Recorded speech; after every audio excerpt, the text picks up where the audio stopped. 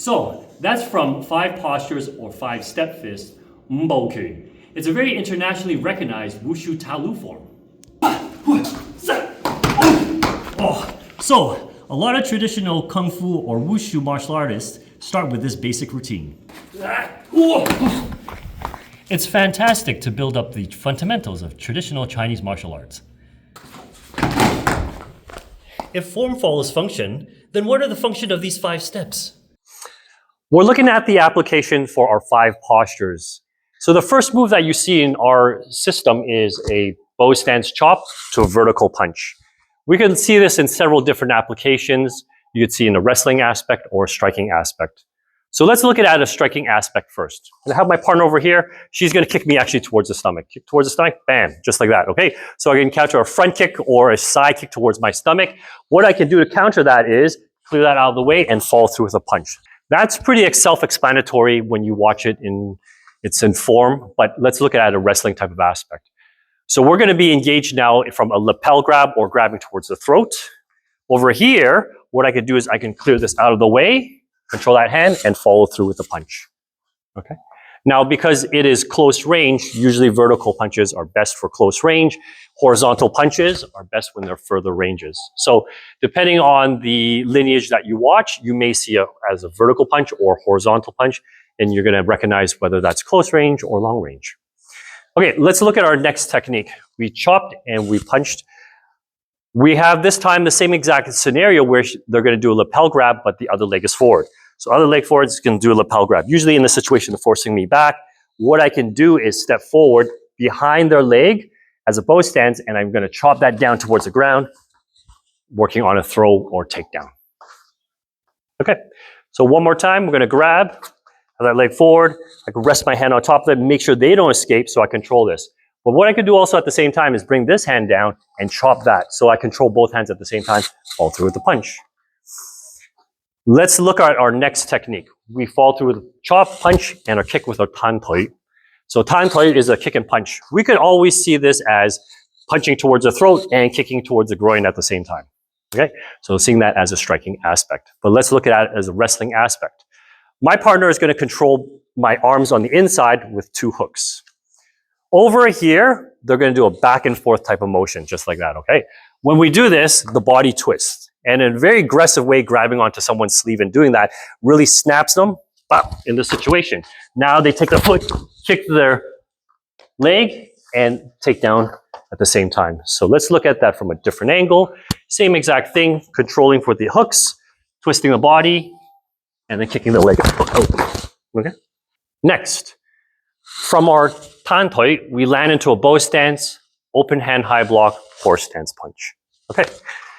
So from a striking point of view, that's pretty clear. You punch towards my face, I do a high block, and I fall through with a horse stance punch. Okay.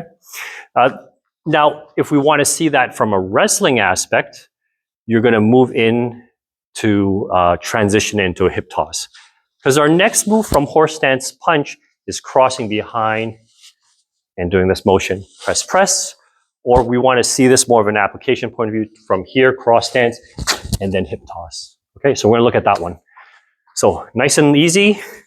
You throw a punch towards me, high block, right? I could step into horse stance punch. Or here, what I can do is get underneath with an underhook. I'm going to turn here and then lift and complete that turn into a press. So it's more symbolic in the reasoning of I'm throwing someone over here versus if you see a lot of the Swai Jiao or the judo, they will have not more emphasized application there. Our next transition move from the high block horse stance punch, we could see that as retreating away and pressing. Okay?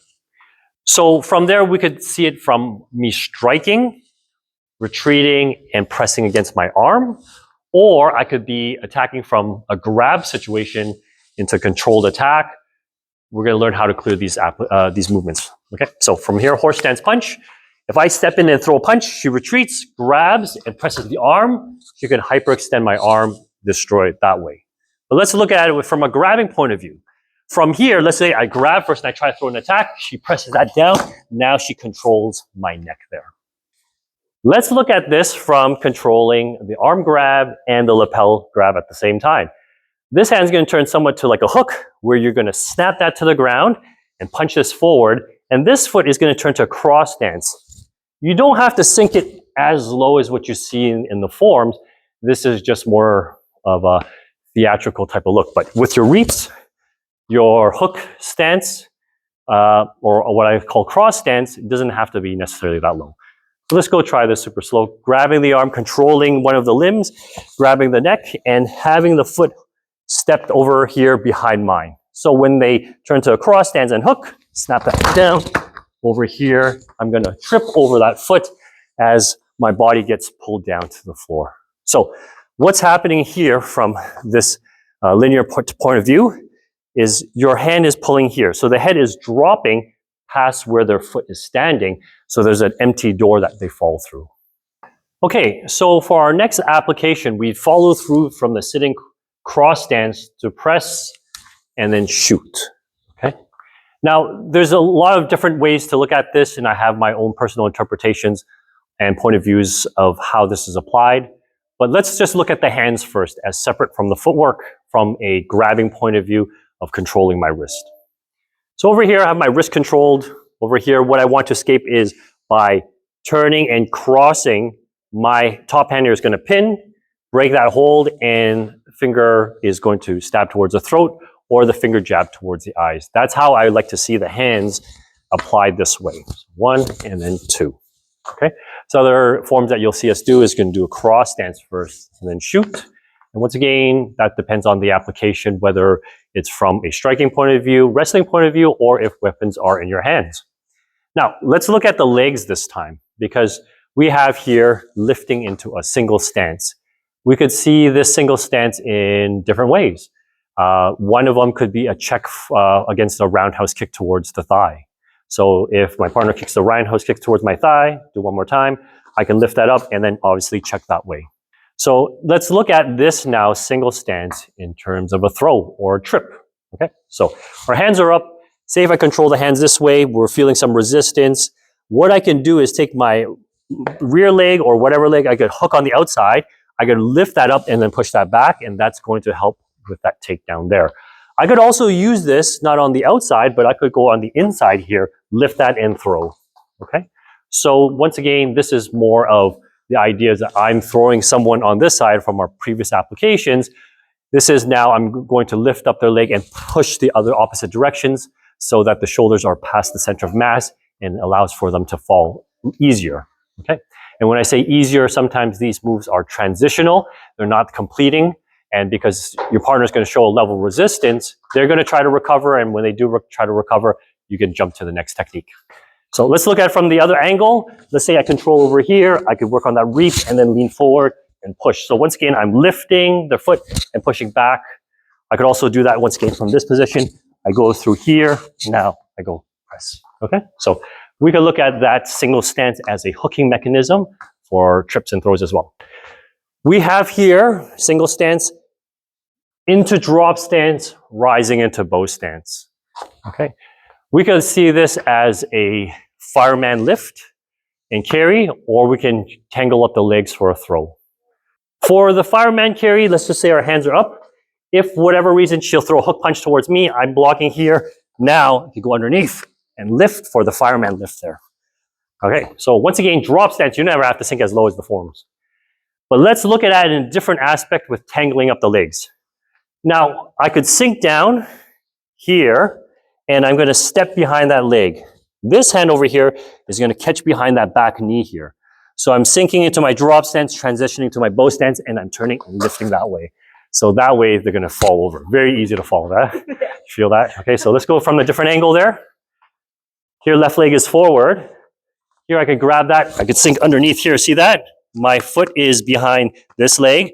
This hand is on the back side of the knee, and I turn it that way. What's happening over there is that she's standing upright where her shoulder, hips are above her feet. What's happening over there, as I snake in, I'm lifting. Now, everything is off that center line of balance. Our final technique from our drop stance rise to bow stance, we're going to do a hook hand, open up our foot into a cat stance and blade hand. Okay. Now, once again, this is a very theatrical type of motion. It's not set in stone that you have to have those hands in those placements in order for your technique to work. Because hook hand can represent a grab. Now, this grab can be brought this way, and this blade hand can be, think about a pushing action forward. And over here, the cat stance is stripping the foot. Just looking at the hands for a second, okay? Here, see this motion? This blade hand is more like a hand that's pushing my arm into my body, and the hook hand is just rising, so it allows to lift, okay? Because sometimes here you're gonna be working on the lifting of the sleeves like this, and then we turn this way, okay? So that's a very aggressive way. You'll see a lot of the judo's practitioners, they'll sometimes just snap down, snap up, snap down, snap up, and then when they feel the footwork's correct, they're gonna trip that foot, okay? But the whole point for this is just using the hands to feel the footwork, okay? Is to feel my stepping, because my arms hopefully are timed with my hips. Here, as she feels my lifting, now she sweeps with a cat stance. We don't always want to look at cat stance as a stance. Sometimes cat stance could be seen as a low type of kick or a sweep, okay? So let's look at that from one more time on a different angle. Once again, we're holding here.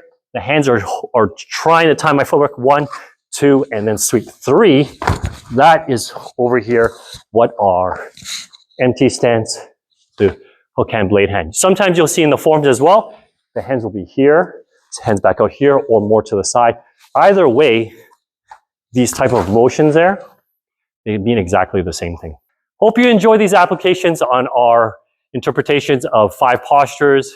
If you like this video, please subscribe, follow, hit the notification button, as well as comment on what you thought about the video.